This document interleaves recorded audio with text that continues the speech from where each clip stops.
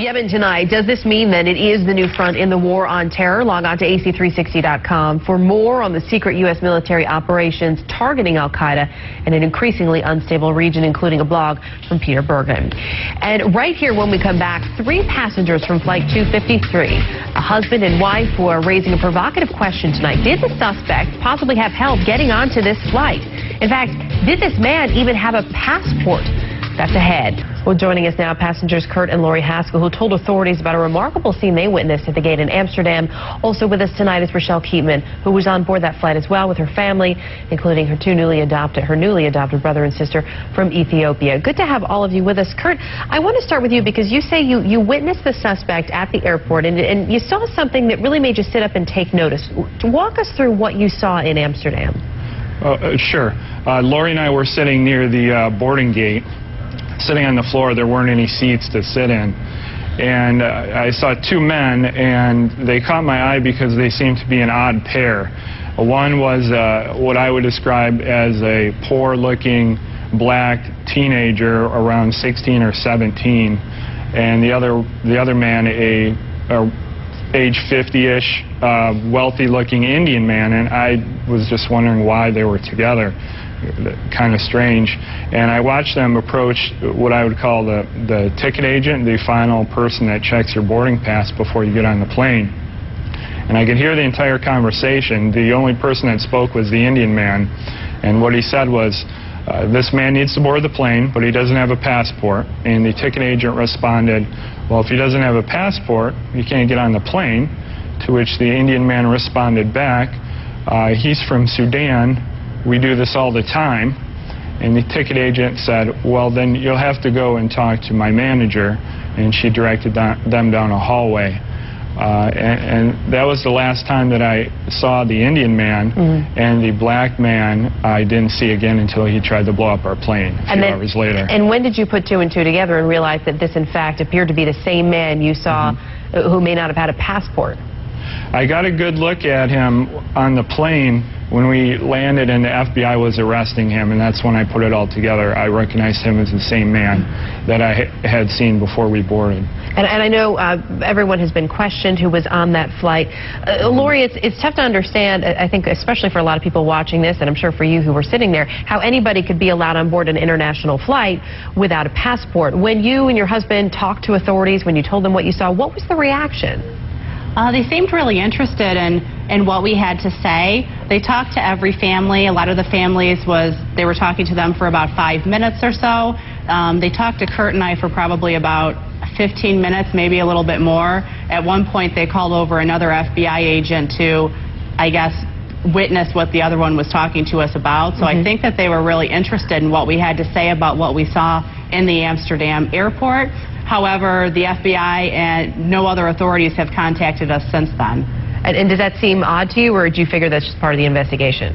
You know, I don't know. It does seem a little bit odd. If my husband is the only one that noticed this happening, I would think that we would have been contacted for further questioning, especially now with all of the media that's been contacting us. It'll be interesting to see if they do contact you in the next few days, and we hope you'll let us know as well. In terms of security, though, Rochelle, I know you have said, and Kurt and Lori talked a little bit about this, but Rochelle, you've said that you thought the security was actually a little bit lax in Amsterdam. How so? Oh, absolutely. When we had to go through security, we didn't even have to take our shoes off. Also, my mom had a water bottle, forgot about it in her bag, and it scanned right through. So we brought it in and onto the plane. So, were you concerned about that at all at the time, or was it more in hindsight you thought, well, wait a minute, what else could have gotten on the plane? You know, I compared it to the airports here, and that wouldn't be allowed, but at the same time, you're just so eager to get home, you don't think about that right then. And especially for you traveling with your newly adopted siblings, obviously an exciting time for you and your family, but for these kids, I can only imagine how scary that must have been. You were at the rear of the plane, so you didn't actually see all this happening, but there's plenty of commotion. How did the kids handle it?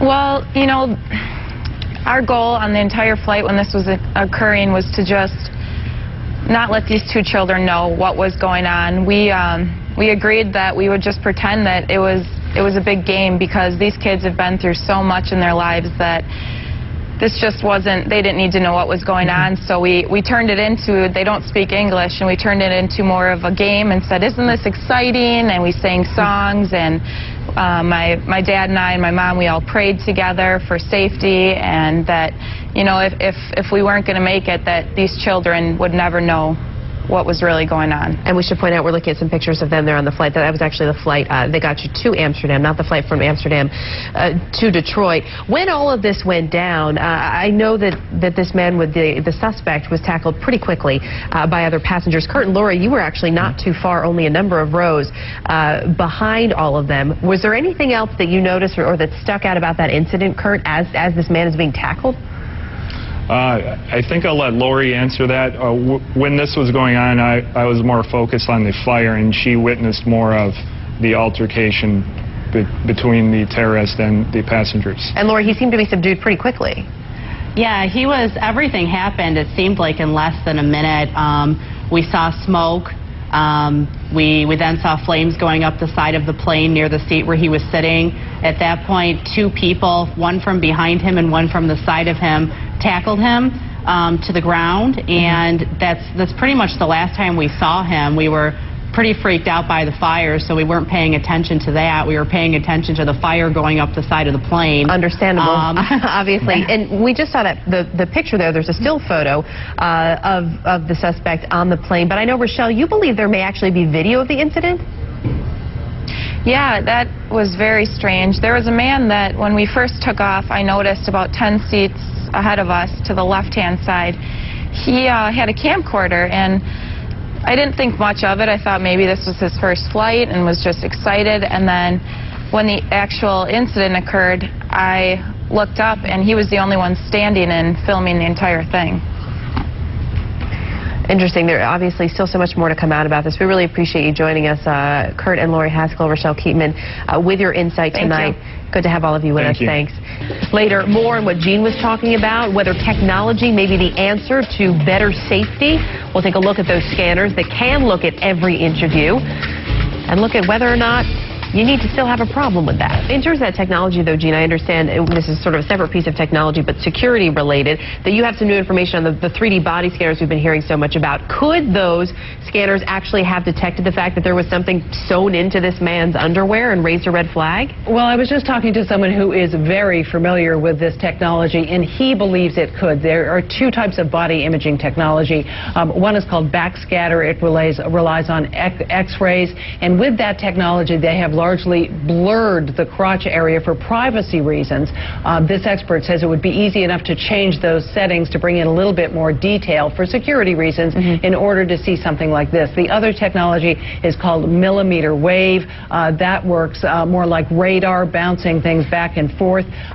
This individual says that technology, he believes, would pick up an anomaly. It might not give you a crystal clear picture of the crotch area, but it would probably, through pattern recognition, be able to tell you that something was amiss there.